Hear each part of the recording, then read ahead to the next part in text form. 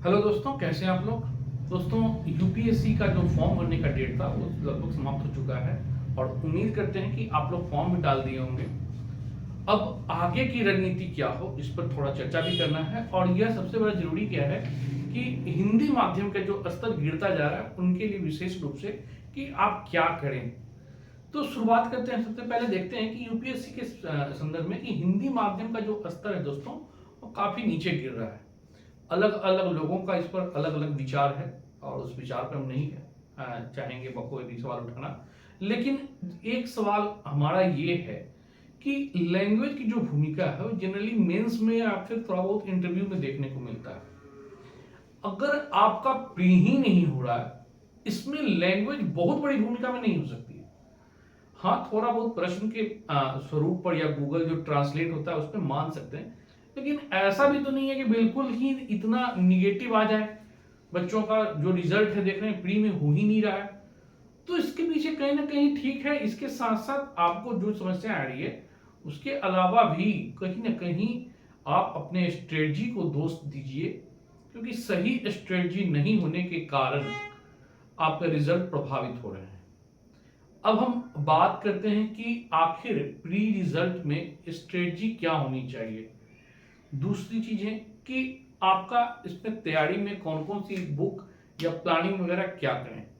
तो सबसे पहले देखते हैं दोस्तों, स्ट्रेटजी के स्तर पर जो हिंदी मीडियम मीडियम जो स्टूडेंट हैं उनके साथ कुछ मूलभूत समस्याएं रहती है। पहली समस्या है कि हिंदी मीडियम वाले हमेशा शॉर्टकट में लगते हैं। वो चाहते हैं कि शॉर्टकट तैयारी कर लें, अपना ये पार्ट पढ़ लें, कुछ बुक से वो पार्ट पढ़ लें, बस काम निकल जाए, रिजल्ट आ जाए। और इसमें क्या होता है कि वो सही स्ट्रेटजी से जो टॉपिक वाइज है वो तैयारी नहीं कर पाते हैं और इसका कारण होता है रिजल्ट प्रभावित होता है। इसके अलावा दूसरा जो कारण है कि बुक की अधिकता। हिंदी माध्यम वाले में समस्या ये है, क्योंकि हम भी हिंदी माध्यम से हैं और हमें हमारे साथ भी ये समस्या रहती थी कि जब तक 2-3 बुक एक सब्जेक्ट का ना पढ़े तब तक अंदर से ये लगता था कि यार मेरी पढ़ाई पूरी नहीं हुई है, मेरी अधूरी रह गई है पढ़ाई, और पढ़ सकता था और कर सकता हूँ। इसमें क्या होता है कि वो कभी ये बुक कभी वो बुक करने के चक्कर में अलग अलग बुक पढ़ते हैं, अलग अलग तरीकों से रहता है। एक ही बुक को अगर 3-4 बार पढ़ें तो निश्चित तौर पे जो चीजें पॉइंट उभर कर सामने आती है वो आपके कॉन्सेप्ट को और बिल्डअप करता है। तो एक ये भी समस्या है। तीसरी समस्या है सिलेबस का स्पष्ट नहीं होना। लगातार इस चीज को हम देख रहे हैं कि जो इंग्लिश मीडियम के इंस्टीट्यूट वगैरह हो या फिर जो स्टूडेंट हैं वो बड़ा सिलेबस बड़ा फोकस करते हैं और बहुत बेहतर तरीके से, मतलब मेंस का पीटी का जो सिलेबस बना के रखते हैं कि हमें क्या क्या करना है और कौन कौन से टॉपिक पढ़ने हैं, बिल्कुल कट क्लियर होता है। हिंदी मीडियम में ना कोई संस्थान निकालते उतनी बेहतर तरीके से और ना कोई स्टूडेंट है जो उतना मेहनत सिलेबस पर करते हो। तो एक ये भी कारण है। फिर है दूसरा नेक्स्ट कारण जो हिंदी मीडियम के साथ है, वह है कि बेहतर बुक का अभाव। निश्चित तौर पर जो इंग्लिश मीडियम के कैंडिडेट हैं उनके पास अच्छे अच्छे बुक होते हैं और कई अच्छे राइटर जो हैं वो ऑफिशियली है कि इंग्लिश में ही लिखते हैं। तो हिंदी माध्यम के जो रूपांतरण करते हैं वो या फिर जो माध्यम में जो लिखते हैं उनके साथ समस्या रहती है कि वो पूरा सिलेबस को एक बुक में कवर नहीं कर पाते हैं। तो ये भी एक समस्या है। इसके अलावा देखते हैं कि योजना परियोजना वाली समस्याएं। इंग्लिश मीडियम के जो बच्चे होते हैं बड़ा बेहतर तरीके से अपनी योजना को बनाते हैं और उस योजना को पूरा करने के लिए छोटे छोटे परियोजनाओं में बटे रहते हैं कि हमें 2023 निकालना है, 24 निकालना है, तो मैं इतने दिनों में ये कर लूंगा। इस टॉपिक को करते करते फाइनली मेरे पास लास्ट जाते प्री और मेंस कवर होगा। ये अभाव दिखता है हिंदी मीडियम के। फिर है एनालिसिस का अभाव। आप जब किताब पढ़ते हैं तो देखते हैं कि इंग्लिश मीडियम में हमने कई कॉपी या किताब वगैरह देखा बच्चों का, किताब पे भी वो लोग लिख लेते हैं। अगर कुछ ऐसा पॉइंट उभर कर सामने आ रहा है या कोई भावनात्मक चीजें जो पढ़ने के दौरान निकल के उभर के आती है कि ये इसका भाव है, इसका अर्थ है, वो कॉपी में ही मेंशन कर लेते हैं या फिर किताब के ऊपर ही मेंशन कर लेते हैं। क्योंकि हिंदी मीडियम के जो बच्चे होते हैं बड़ा साफ सुथरा किताब पर बड़ा ध्यान देते हैं कि कौन कौन सी चीजें, उसको किताबें गंदी नहीं होनी चाहिए, एक बार अंडरलाइन होना चाहिए। मतलब ये लगता है कि बुक की पूजा पाठ वाला जो स्थिति है ना वो रहता है। तो आप बिल्कुल किताबों पर जो बन पड़े लिखिए, जो भाव समझ में आ रहा हो, जो स्पष्ट कहना चाह रहा है कुछ और उभर कर आ रहा है, या फिर कई और पॉइंट हैं कहीं से आपको याद हो या फिर आपने कहीं पढ़ा है, तो वही मेंशन कर लीजिए कि दोनों तीनों का तुलनात्मक रूप से हम देख लें। तो ये करना चाहिए। और इंपॉर्टेंट एक बात ये भी है कि जो हिंदी मीडियम के स्टूडेंट होते हैं वो थोड़ा सा भावनात्मक होते हैं टीचर के प्रति, भावनात्मक लगाव कहिए या जो भी है, जबकि प्रैक्टिकल होते हैं इंग्लिश मीडियम वाले, जिनको जिससे काम है वो उनसे जुड़कर काम लेके निकल गए। तो ये थोड़ा सा रहता है हिंदी मीडियम की, जो हमारे गुरु जी हैं वही सर्वश्रेष्ठ हैं, सर्वज्ञ हैं, और उनके अलावा किसी और इंस्टीट्यूट से कोई मतलब नहीं। अगर फलाने टीचर ने किसी फलाने इंस्टीट्यूट को बुरा भला कहा या फलाने टीचर को कहा, तो ये अपने अंदर भी एक मनोवृत्ति बना लेते हैं कि नहीं नहीं फलाना टीचर बेकार है, फलाना इंस्टीट्यूट बेकार है। जबकि इंग्लिश मीडियम में ऐसा कुछ नहीं है, वो बिल्कुल जिनसे जिनको मदद देना होगा वो लेते हैं और सबको बढ़ते अपना फायदा देखते हैं। तो आपको थोड़ा व्यवहारिक होना पड़ेगा, तो इन चीजों को ध्यान में रखिएगा। अब हम बात करते हैं गाइडलाइन पर, कि एक बड़ा जरूरी है कि गाइडलाइन के संदर्भ में भी हिंदी मीडियम और इंग्लिश मीडियम के बच्चों में काफी अंतर देखने को मिलता है। हिंदी मीडियम के साथ सबसे बड़ी समस्या क्या है ना कि इनके जो कोचिंग हो या टीचर पढ़ाने में प्रैक्टिकल ना होकर कहानीनुमा बड़ा स्थिति बनी रहती है। कहानीनुमा इन द सेंस की जब हम लोग भी तैयारी करते थे तो देखते थे 2.5-3 घंटे के समय में, और 1.5 घंटा 1 घंटा जो टीचर है ना वो केवल अपनी बखान में लगे रहते हैं। कभी अपने बारे में बहुत बढ़ चढ़ के बताते हो, या फिर अपने परिवार के बारे में, आज हमारे घर पे ये परिवार आया, साली आई, साला आया, ये हुआ वो दिस दैट, और उनकी कहानी को 1 घंटा तक चाटते रह गए। इधर उधर की काम की चीजें 2 चीज लाइन 3 लाइन बताएं और बस कहानी आलतू फालतू का टाइम काट कर चल दिए। लास्ट में बस वही आपके पास पैकेज पड़ा हुआ है, नोट्स आप पढ़ लीजिए। तो नोट्स से कुछ नहीं होने जा रहा है, आपके अंदर जो कॉन्सेप्ट डेवलप करना है वो काम कर नहीं पाते हैं, जो हकीकत है। हकीकत इसलिए मैं बता भी रहा हूं क्योंकि हम लोग खुद इस चीज से झेले हैं, काफी बड़े हैं, और मेहनत के दम पर मेंस इंटरव्यू तक पहुंचे हैं। तो वो किसी को ठीक है, थोड़ा वो टीचर का योगदान होता है, लेकिन आप नजर में कब आते हैं? जब मेंस या इंटरव्यू आप देते हैं तब नजर में आते हैं, नहीं तो इतने भीड़ में कौन क्या कर रहा है कोई मतलब नहीं होता है। ठीक है, तो आप थोड़ा सा भावनात्मक हटकर थोड़ा सा प्रैक्टिकल बने, जिनसे जो काम बन पड़ा है वो जरूर करें, तो आप इस तरह से तैयारी कर सकते हैं। एक और समस्या क्या है कि जो हिंदी माध्यम वालों में देखने को मिलती है कि क्वेश्चन जब आप अटेम्प्ट कर रहे होते हैं एग्जाम में, तो आपके अंदर ये रहता है कि यार मैंने इस टॉपिक को पढ़ा है, और पढ़ा है तो बनना चाहिए चाहे जैसे हो। कॉन्सेप्ट क्या पूछ रहा है आपको ये कोई मायने नहीं रखता है, क्योंकि आपने उस टॉपिक को पढ़ा है तो आप उसका चयन कर लेते हैं और उल्टा पुल्टा जो भी हो अपना अर्थ निकालकर आंसर दे देते हैं। जबकि आपको अगर बिल्कुल स्पष्ट नहीं हो तो छोड़ देना चाहिए क्वेश्चन को। ये भी एक प्रवृत्ति देखने को मिलती है। तो बीपीएससी में देखने को मिल रहा है इस बार कि जब निगेटिव मार्किंग है उसके बावजूद बच्चे लगा के आ गए, सर पढ़ा हुआ टॉपिक था, ध्यान नहीं आ रहा था, हमको ऐसा लगा कि ये चीजें हो सकता है, लगा और लगा के चले आए। तो ये लगा कर चले आए और बाद में हो गया कि इतना निगेटिव आ गया कि 50-55 पर अब गया काम से। तो इस चीज को ध्यान रखिएगा, जब आपके पास बिल्कुल लगे कि नहीं ये सब सही है तभी आप उसका चयन कीजिए या फिर उसको बबल को भरिए। थोड़ा ध्यान रखिएगा। अब हम थोड़ा आते हैं कि एक और समस्या क्या होता है बच्चों में, यूपीएससी वर्सेस पीसीएस रिजल्ट रुकने का एक कारण यह भी है कि जो हिंदी माध्यम वाले बच्चे हैं उनके अंदर कहीं ना कहीं एक कह सकते हैं कि मेंटालिटी जो बना रखे हैं कि हिंदी माध्यम से चयन नहीं होता है। तो भैया चलो यूपीएससी तैयारी कर रहे हैं, साथ साथ पीसीएस को भी ध्यान रखना, चाहे यूपी हो या फिर बिहार हो या फिर झारखंड या अन्य कोई भी पीसीएस, उनके अंदर ये रहता है यूपीएससी नहीं तो पीसीएस तो एटलीस्ट हो ही जाएंगे ना। और अब जो क्या है कि पीसीएस का सिलेबस और यूपीएससी का सिलेबस बिल्कुल अलग है। तो आप या तो यूपीएससी करिए या तो पीसीएस करिए, आप दोनों करें। इसका मतलब ये है कि आपके अंदर यूपीएससी का पूरा कॉन्सेप्ट क्लियर है, आपने पूरी तैयारी कर रखी है और फिर पीसीएस आप देने आए हैं। पीसीएस के लिए जहां फैक्ट आधारित हो, यहीं पर यूपीएससी के लिए कॉन्सेप्ट आधारित होता है, और दोनों को एक साथ कर पाना मुश्किल होता है। हाँ, ऐसी स्थिति जब कभी लगे कि हाँ ड्रॉप किए हैं यूपीएससी, चलो पीसीएस इस बार अच्छी सीटें हैं, अच्छे पोस्ट हैं, तो उसको अपना लेते हैं, चयन करते हैं, तो यूपीएससी सारा ड्रॉप आउट कर दीजिएगा, कोई दिक्कत नहीं। लेकिन आप यूपीएससी और बीपीएससी एक साथ डाल देते हैं इसमें क्या होता है कि कोई ना कोई यूपीएससी नहीं तो बीपीएससी मिल जाएगा। अरे मिल कहां से जाएगा जब तक आपकी तैयारी नहीं होगी। तो आप पहले, आपको अगर इस साल यूपीएससी देना है तो यूपीएससी के 1 साल पहले से ही आप अपनी स्ट्रेटजी बना लें कि हमें देना है यूपीएससी। जब मेंस लिखना है उससे पहले मेरे पास पूरा मेंस का नोट्स तो खैर पहले से ही बना रखे हैं आप अपना सारा चीजें तैयार करके। जब प्री दे दें तो फिर आप टेस्ट सीरीज में जुड़ जाएं। प्री से पहले भी आप 3-4-5 महीना प्री माइंडेड होकर तैयारी करें, तभी आपका रिजल्ट होगा। तो यूपीएससी और बीपीएससी को लेकर बिल्कुल अलग अलग दृष्टिकोण होनी चाहिए। अब हम आते हैं कि फिर यूपीएससी जो बच्चे इस बार दे रहे हैं और जो लगता होगा कि नहीं हम यूपीएससी कर ले जाएंगे क्योंकि आपके पास ज्यादा समय है नहीं, मई में आपका एग्जाम है 28 मई को, तो ध्यान रखना है आपको कि करना क्या है। तो वैसे कैंडिडेट जो अभी तक यूपीएससी एक बार भी प्री क्वालिफाई नहीं किए हैं, हिंदी माध्यम के बच्चे, वो आप फुल्ली रूप से प्री पर उतर जाए। अब मेंस कुछ मत पढ़िए, प्री पर फोकस कीजिए जितना आप कर सकते हैं। ठीक है, अपना एक स्ट्रेटजी बनाइए। स्ट्रेटजी हम शेयर करेंगे आजकल में फिर से उस मुद्दा पर, कल जरूर रहेगा इस पर कि स्ट्रेटजी क्या होनी चाहिए, सिलेबस क्या है, ये सब चीजों पर आज जरूर ध्यान दीजिएगा कि सबसे पहले आप सिलेबस को देखिए। सिलेबस आप लोग देखते नहीं है, तैयारी में लग गए, हिस्ट्री पढ़ना है सब पढ़ना है, चलो पॉलिटी पढ़ना है पढ़ ली।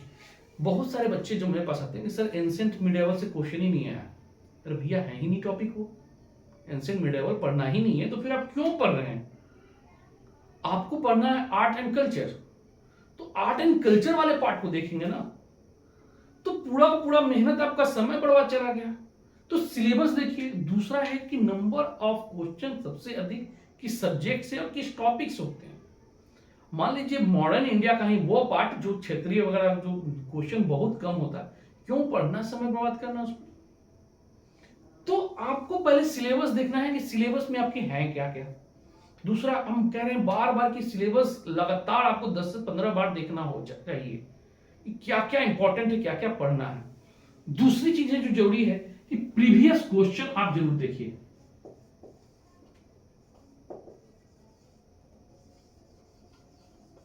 ठीक है, प्रीवियस क्वेश्चन आप जरूर देखें। प्रीवियस क्वेश्चन से क्या फायदा होता है कि आपको यह पता चलता है कि प्रश्न की प्रवृत्ति कैसी है, दूसरे कौन कौन से टॉपिक इंपॉर्टेंट हैं, या प्रश्न जो पूछा गया है उसका आशय क्या था, और यह बहुत इंपॉर्टेंट माना जाता है। ठीक है, तीसरी जो बातें हम कहेंगे कि तीसरा इसमें कि कोई भी स्टैंडर्ड बुक जो मानक पुस्तक है उसको फॉलो कीजिए। मानक पुस्तक ये जो बुक है स्टैंडर्ड बुक, उसको आप फॉलो कीजिए। ठीक है, और कम, इस पर हम थोड़ा सा विस्तार भी देंगे। पहले तो आप यही रखिए कि मानक बुक रखिए जहां आप पढ़ते हो, जो आपका टेबल है पढ़ने के लिए, वहां मुश्किल 5-6 बुक से ज्यादा नहीं हो, यह ध्यान रखिएगा। क्योंकि किताबें जब अधिक होगी ना तो आपका समस्या आना क्या होगा कि आप ये पढ़ें कि वो पढ़ें, वो बुक भी खरीद के लाए हैं, ये बुक भी खरीद के लाए हैं, ये पढ़े नहीं है, इसमें पैसा चला गया है, ये प्रवृत्ति देखने को मिलती है। तो इससे बचने के लिए आप जो बुक फॉलो कीजिए, एक सब्जेक्ट के लिए एक बुक बहुत है। अगर ऐसा कोई डाउट आया तो उसके लिए रेफरेंस में आप देख सकते हैं, जैसे पॉलिटिकली जो कोई मुद्दा अगर ऐसा लगता है तो वीआर एक्ट वगैरह जो लोग देखते हैं, या फिर मॉडर्न हिस्ट्री पढ़ रहे हैं और आपको लगा कि नहीं ये से काम लेने, तो वीएन ग्लोवर वगैरह हो, चाहे आप देखिएगा कि एम सत्याराय की बुक है, या फिर आपका स्पेक्ट्रम के साथ साथ और भी कई सारी बुकें हैं, तो आप उसको देख सकते हैं कि क्या क्या इंपॉर्टेंट है। फिर इसके बाद चौथा जो इंपॉर्टेंट है वह है आपका योजना। योजना आपका लक्ष्य होना चाहिए पहले से ही कि 28 मई है तो हमें लगभग 25 मई तक एनी हाउ सभी सब्जेक्ट का 2 से 3 बार रिवीजन। ठीक है, आप जो इंपॉर्टेंट, जैसे मॉडर्न हिस्ट्री से काफी नंबर ऑफ क्वेश्चन आते हैं, इकोनॉमिक्स से आते हैं, फिर उसके बाद इन्वायरमेंट एंड इकोलॉजी से नंबर ऑफ क्वेश्चन अधिक होता है, तो इन सबको 3 बार कर लें। और जो अदर सब्जेक्ट है जैसे रिपोर्ट वगैरह है, तो वो चाहे इंडिया की जो बुक आती है 2022 2023 इस तरह के, वो तो एटलीस्ट 2 बार देख लें। इसके लिए आपकी स्ट्रेटजी होनी चाहिए कि एटलीस्ट 2 बुक और करेंट में साथ में देखते रहें, इस पर हम आगे चर्चा करेंगे। तो ये योजना आपकी होनी चाहिए, कितने दिनों में क्या खत्म करना है, क्या क्या इंपॉर्टेंट है उसके अकॉर्डिंग। फिर हम बात करते हैं फिर कि पांचवा में कि कोई एक सेट प्रैक्टिस जरूर कीजिए दोस्तों। सेट प्रैक्टिस इसलिए एक जरूर, कम से कम एक और अधिक से अधिक दो, इससे ज्यादा नहीं करना आपको। ऐसा नहीं कि मार्केट में जितने भी सेट प्रैक्टिस कोचिंग वाले निकाल रखे हैं आप लेके चले आते हैं और लगाना शुरू कर देते हैं। इससे क्या होता है कि आपका टाइम मैनेजमेंट गड़बड़ होता है। दूसरा चीज कि बहुत सारे बच्चों को यह लगता है कि यह क्वेश्चन अगर रिपीट होगा तो मेरा सही होगा। क्वेश्चन कभी रिपीट नहीं होता है। एक आध क्वेश्चन, दो क्वेश्चन अगर लड़ गया, ये बहुत बड़ा सौभाग्य है फलाना इंस्टीट्यूट का जो क्वेश्चन आ गया। वरना क्या होता है कि जो फिर सवाल होता है कि तो टेस्ट क्यों लगा। तो टेस्ट लगाने के पीछे दो उद्देश्य होता है। एक, जो आपने पढ़ाई की है उसका कितना आप अपने यूज कर रहे हैं, मेमोराइज जिसको कहते हैं, कि आप जो अध्ययन किए उसका कितना मेमोराइज कर रहे हैं, कर पा रहे हैं या फिर कोई चीजें छूट रही है। दूसरा, जो आप पढ़े हैं तो कोई ऐसा भी तो टॉपिक नहीं है जिसको आप ध्यान ना दिए हो, और जब प्रश्न वहां से पूछा जाता है तो आपको लगता है कि अरे ये टॉपिक तो मैंने तैयारी नहीं किया, या इस टॉपिक से हमको देखना है, उसके लिए इंपॉर्टेंट होता है। या कभी कभी देखते होंगे कोई खास पॉइंट पर क्वेश्चन बेस्ड होता है और बाद में आपको क्लिक होता है कि अरे ये चीज तो मैंने समझाई नहीं, ये क्वेश्चन अच्छा, ये बड़ा बेहतर क्वेश्चन। तो इसलिए टेस्ट आपकी भूमिका टेस्ट की अधिक होती है। ये नहीं कि आपका टेस्ट का क्वेश्चन ही आपको यूपीएससी में आ गया और लड़ गया, ऐसा कुछ नहीं होने जाना है। इस चीज को ध्यान रखना है, ठीक है। तो पांचवा में आपको सेट प्रैक्टिस करता रहना है, और करना भी कितना है, तो सप्ताह में 2 दिन 3 दिन बहुत है, डेली मत लगाइए। समय कम है तो आप पहले किताबों पर फोकस कीजिए, अधिक से अधिक रिवीजन पर फोकस कीजिए। सप्ताह में 2 बहुत है। अगर बहुत इच्छा की कभी कभी चलो पढ़ने का मन नहीं है तो चलो रात में सेट लगा लीजिए। तो ये चीज है। फिर इसके बाद है पेपर अध्ययन, ठीक है। पेपर मतलब कि जो न्यूज़पेपर है उसकी बात करें हैं, कोई एक नियमित न्यूज़पेपर जरूर पढ़िए। कभी कभी देखते हैं कि पेपर का क्वेश्चन डायरेक्ट रहता है, और द हिंदू तो आप रामबाण लेके चलिए, द हिंदू, ठीक है। कुछ लोग कहेंगे कि सर इंग्लिश मीडियम का है तो हिंदी मीडियम से, अरे भैया इसमें तो इंग्लिश आनी चाहिए। आप एक बार लीजिए तो सही पेपर, एक दिन में नहीं, एक दिन जरूर होगा कि आप चीजों को समझने लगिएगा। ऐसा भी आप यूपीएससी जैसे सिविल सेवा की तैयारी कर रहे हैं, आपको थोड़े बहुत बेसिक तो आना पड़ेगा ना, जानना पड़ेगा इंग्लिश में। तो द हिंदू देखिए, क्योंकि उसका आर्टिकल बड़ा अच्छा होता है। अब तो सबसे समस्या क्या आएगी, गूगल ट्रांसलेट है आपके पास, अगर कोई बेहतर टॉपिक है तो उस टॉपिक को गूगल ट्रांसलेट करके मोबाइल से उसका अर्थ निकाल लीजिए। लेकिन आप लीजिए पेपर द हिंदू ही लीजिए, बहुत अच्छी पेपर है। और इसका साइंस एंड टेक वाला मुद्दा वगैरह जाए, इन्वायरमेंट और इकोलॉजी वाला मुद्दा तो डायरेक्ट आता है। तो ये इंपॉर्टेंट हो गया। इसके अलावा एक और गलती क्या देखने को मिलता है कि सीसेट पर फोकस कम किया जाता है। सीसेट पर फोकस आपको साथ में लेके चलना पड़ेगा। लास्ट का 1-2 महीना में कुछ नहीं हो जाना। आप उसी चीज को 10 मिनट 1 घंटा के लिए लेके चले ना, डेली 1 घंटा सीसेट लगाना है। मैथ में इसमें भी पोर्शन डिपेंड करता है कि आपका रीजनिंग बेहतर है तो रीजनिंग, और साथ साथ जो लेखांश वगैरह होता है उस पर फोकस कीजिए। मैथ अगर कमजोर है तो, अगर मैथ थोड़ा बहुत भी ठीक है तो एटलीस्ट परसेंटेज, फिर प्रॉफिट एंड लॉस, जो एवरेज वगैरह जो होता है, रेशियो प्रोपोर्शन, जो अनुपात समानुपात जो वगैरह क्वेश्चन होता है, ये 5-6 टॉपिक को कर लीजिए आप। 3-4-5 क्वेश्चन आप ऐसे भी पकड़ लेना है, ठीक है। और कोशिश यही रखिए कि रीजनिंग, मैथ थोड़ा आधा घंटा प्रैक्टिस करना, बहुत ज्यादा नहीं कह रहे, अब समय लेकर एक टॉपिक करके अब छोड़ दीजिए। तो सीसेट को साथ में लेके चलिए, क्योंकि आप जीएस कितना भी पढ़ लें, कितना भी स्कोर कर लें, अगर सीसेट में क्वालिफाई नहीं हो फिर कोई फायदा नहीं है। तो सीसेट को लेके चले। और सबसे बड़ा चीज ये है कि आप 8वां में एग्जाम में जब भी आप क्वेश्चन सॉल्व करें तो यह जरूर ध्यान रखें कि हमें पास करने के लिए पढ़ना है। हमें बहुत ज्यादा स्कोर लाकर किसी को दिखाना नहीं है कि देखो मेरा 80-90 सही हो गया। तो आपको वही प्रश्न चयन करने हैं। पहले आप थ्रू आउट पूरा का पूरा क्वेश्चन, 100 क्वेश्चन जो होता है वो आप देख लें कि कौन कौन आपसे बन पड़ेगा, और उसको टिक लगाएं। उसके बाद कलर करें। फिर जहां लगे कि नहीं अच्छे स्कोर आ रहे हैं तो कुछ और अटेम्प्ट कर लीजिए। नहीं तो अगर लगे कि बिल्कुल खत्म है, काफी कम क्वेश्चन बन रहे, तो फिर आप अंधाधुंध जो कहते हैं ना, लगाओ तुक्का फिर। तो वो चीजें। लेकिन अगर आपके पास लगे कि नहीं बिल्कुल ये क्वेश्चन में थोड़ा भी डाउट है तो उसको घेरा में डाल लें, इस पर हम बाद में बात करेंगे, चर्चा करेंगे और आगे बढ़ते चले जाइए। समय टाइम मैनेजमेंट जरूरी है और क्वेश्चन का जो चूज है करना उसको ध्यान रखिएगा। तो इन चीजों पर तैयारी करेंगे। अब हम आते हैं थोड़ा मानक पुस्तक पर कि मानक पुस्तक कौन कौन सी होनी चाहिए जिसको आप लेकर आगे बढ़े।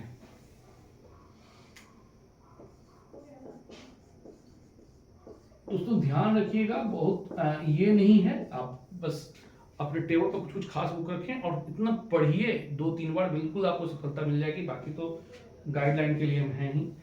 ठीक है, पहली बार हम बात करते हैं कि आर्ट एंड कल्चर।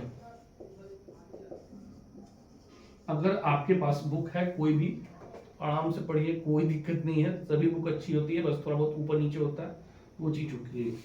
तो आर्ट एंड कल्चर अगर नहीं लिए हैं तो स्पेक्ट्रम की बुक ले लीजिए, अच्छी बुक है ये। दूसरा है मॉडर्न इंडिया।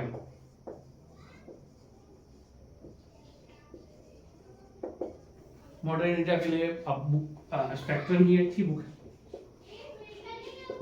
तो स्पेक्ट्रम ले लीजिए, या फिर आप BL ग्रोवर हो चाहे बिपिन चंद्र पाल वगैरह कोई लेके रखते हैं, जो पढ़ रहे हो। अगर नोट्स बना रखे हो तो और अच्छी चीजें हैं, आप डायरेक्ट नोट्स देख लीजिए। तीसरी जो इंपॉर्टेंट है वह है आपका जियोग्राफी। ज्योग्राफी के लिए महेश वनवासर की बुक बहुत अच्छी बुक है। और ज्यादा नोट्स फोर्स कोचिंग वोचिंग के चक्कर में मत रहें, इसका समग्र भूगोल ले लीजिएगा, हिंदी में आती है समग्र भूगोल, बहुत अच्छी बुक है, कॉन्सेप्ट के साथ दिया गया है। तो ये चीजें हैं। नेक्स्ट है आपका economy. Economy number of question अच्छे होते हैं, पूछे जाते हैं। और इसका ध्यान रखिएगा कि लाल एंड लाल की बुक, लाल एंड लाल, बहुत लोग कहेंगे रमेश सिंह मेंस के लिए है, प्री के लिए नहीं है। ठीक है, रमेश सिंह की बुक मेंस के लिए पढ़िए, प्री के लिए लाल एंड लाल। या अगर इसकी भाषा थोड़ी क्लिष्ट लगे तो आप परीक्षा वाणी भी ट्राई कर सकते हैं, परीक्षा वाणी। फिर इसके बाद है आपका polity and good governance, Indian constitution and good governance जो होता है, पॉलिटी के लिए एम लक्ष्मीकांत की बुक।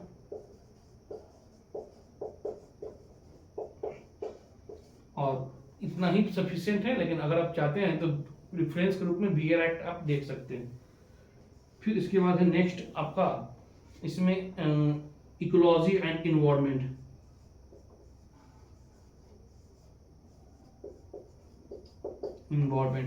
दोस्तों इसके लिए आप चाहें तो इकोलॉजी एंड इन्वायरमेंट के लिए पहले तो आप परीक्षा वाणी देख लीजिए कि इसमें फैक्ट थोड़ा सा बहुत अच्छा दिया है। तो परीक्षा वाणी प्लस इसके साथ, क्योंकि नंबर ऑफ क्वेश्चन अच्छे आते हैं, तो आप दृष्टि का बुक देख सकते हैं, दृष्टि IAS की बुक। या जो इंग्लिश मीडियम में अगर जिनको अच्छा लगे तो आप शंकर IAS की बुक देख लीजिए, बहुत इकोनॉमिक्स और इकोलॉजी के लिए बेहतरीन बुक है।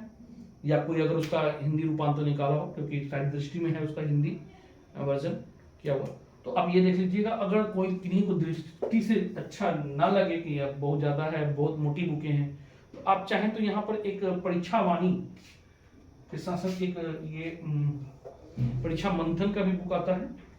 या आप चाहें तो यहाँ पर एक हम लोग के समय में आता था विजार्ड वगैरह, भी पता नहीं आ रही है नहीं आ रही है, उस पर भी ज़्यादा ध्यान दिया नहीं, क्योंकि तो आप विजार्ड चाहें तो विजार्ड का भी लिख सकते हैं। या फिर P अग्रवाणी सर की बुक है, वो भी अच्छी बुक है, तो आप देख लीजिएगा जो अच्छा लगे। फिर इसके बाद एक इंडिया भारत जो बुक करके आएगी 2023, भारत 2023 प्रोग्राम है, बहुत सारी चीज़ों के लिए बहुत अच्छी बुक होती है और ये माना भी जाता है, यहाँ से डायरेक्ट क्वेश्चन आता है, तो ये देख लीजिएगा। और लास्ट में आपके पास करेंट अफेयर,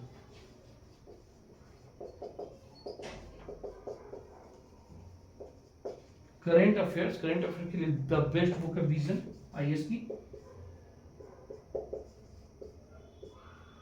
इंग्लिश मीडियम के लिए तो बहुत सारे बुक हैं, लेकिन हिंदी मीडियम के लिए विजन और दृष्टि आप ले लीजिए, या क्रॉनिकल कोई एक ले लीजिएगा, दृष्टि या क्रॉनिकल कोई एक बुक ले लीजिए और तैयारी स्टार्ट कर दीजिए। तो ये बुक बिल्कुल आप इससे ज्यादा बुक मत पढ़िए, नहीं तो फिर समस्या वही होगी कि आप 2 बार 3 बार जो रिवीजन का प्लान रखें वो संभव ही नहीं हो पाएगा एग्जाम तक। तो इसको आप जितना बार चाहें उतना बार देख लीजिए, आपका रिजल्ट ऐसे ही हो जाएगा, आप अगर सही से पढ़ते हैं। तो ये सब कुछ स्ट्रेटजी है। अब आगे हम सिलेबस पे पहले फोकस करेंगे और फिर उसके बाद जो जो इम्पोर्टेंट टॉपिक है उस पर चर्चा भी करेंगे हिंदी मीडियम में। तो ठीक है दोस्तों, आज के लिए इतना काफ़ी है, फिर हम नेक्स्ट वीडियो में जल्दी मिलते हैं। Okay, thank you.